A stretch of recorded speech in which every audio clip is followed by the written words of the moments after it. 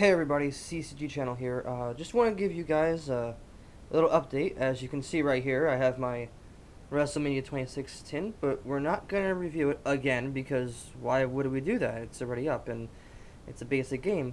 So I thought I'd go into my collection a little bit and show you guys some of the Raw Deal stuff I have. This is actually a Raw Deal review for the WWE card game that's not in current publication right now, but compare that tin right there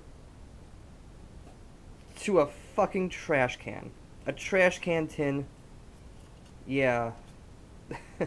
These are one of the many interesting tins here that Raw Deal has made over the years. There's like a few other ones as well, and they don't really match up to the garbage can tin. And inside of it, let's do this right here. Inside of it are two decks, which is pretty cool. And then there's the only ways you can get the Brothers of Destruction and the two-man power trip deck. Both of these are loaded with just awesomeness, and the tin is just, it's crazy. I've never seen nothing like that before, ever, in card games. But it's really interesting. But I'm here to tell you guys about Raw Deal and how freaking awesome it is, how far you guys missed it.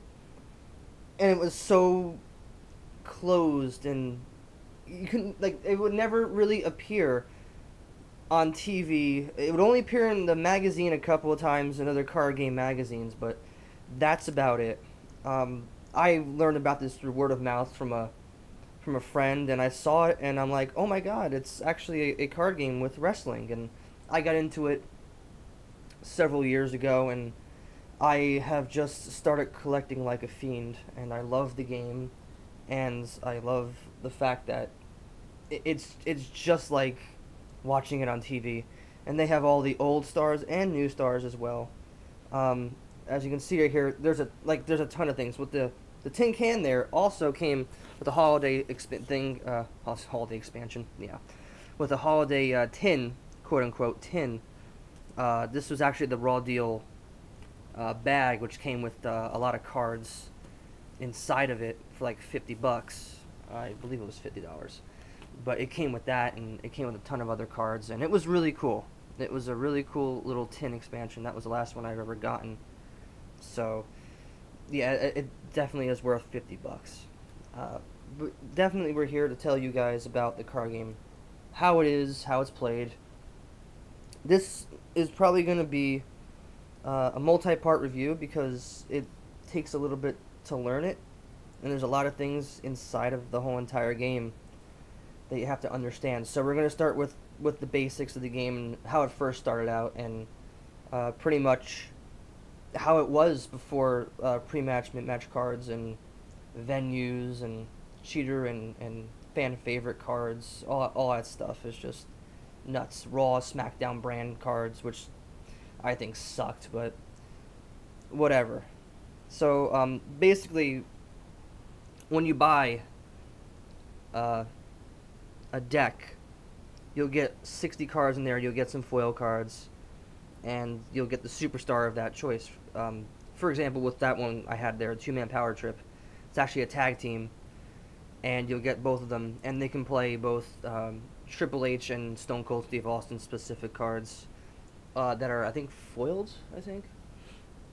but it's a really powerful card, along with a lot of other superstars in the sets that are pretty damn good. One of the original ones was Triple H, of course, because he's been around for that long. His card, I don't know if you can see it right here, but it actually has hand size and superstar value. Hand size is what you start off with at the beginning of the game, which is a 10 on this one, which is really damn good. And the superstar value will determine who goes first during the game. So basically, it would just be superstar versus superstar and deck, and you would fight with your deck. They have things called maneuvers. Maneuvers come in different varieties: strike, grapple, submission. There are 3 different ways to reverse it as well. Everyone starts off with fortitude of 0. As you can see on the top right hand corner there, a fortitude of 0. That means you can play it right away. Later on, as you keep building Fortitude, you'll eventually get to hit, 3 Fortitude cards, and the 3 Fortitude cards would actually get a lot more damage on them. And you can also, play that into that, and you can do little chains and combos. High risk also is another one. High risks are high risk are fun to play. After playing, let's say, the 6 damage, it's usually after like a 5 damage or greater attack. You can play a high risk maneuver, and it's just so powerful. But later on they got to doing heat and volley and all that stuff, which will be talked about later. But the basics of it, you start with a 60 card deck, and you draw your 10 cards, and you just play against your opponent. The way to win this is by depleting the whole deck here. Once it gets to the discard pile, you're done.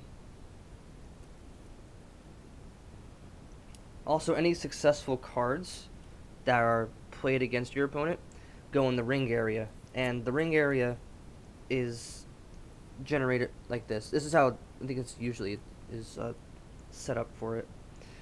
Ring area up here. You can also put action cards over here too, and any reversals go in the ring area as well. There's also hybrid cards, which came a little bit later, which are both a mix of action and reversal, or a mix of 3 as well. Shawn Michaels' Sweet Chin Music is a mix of all 3 of them.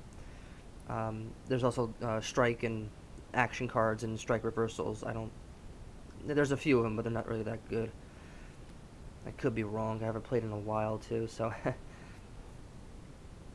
I also did this deck is not really a Triple H deck. I actually make my own cards as well, and one of my friends actually had an idea for a Billy Mays card, and he had it all online and everything. And I'm like, you know what? We're just gonna do some photoshopping, and we'll do a Billy Mays card and a whole set. So he had like 5 cards, so I did them all. So that's why this card underneath it is a blank card, and there's some blank cards in here as well for Billy Mays, which is just funny as hell. How you think of that? I didn't make cards. I don't know if anyone wants them, but they are Raw Deal cards. They are, I guess they're legal. I don't know. I guess Billy Mays is legal. I have him in Raw vs. SmackDown 2010. I made him. So I'm guessing he is legal in the game, since the game's dead too. So that's part 1 pretty much. That's how it is, and striking, reversing, actions, and how it was played beforehand, before pre-match cards and everything.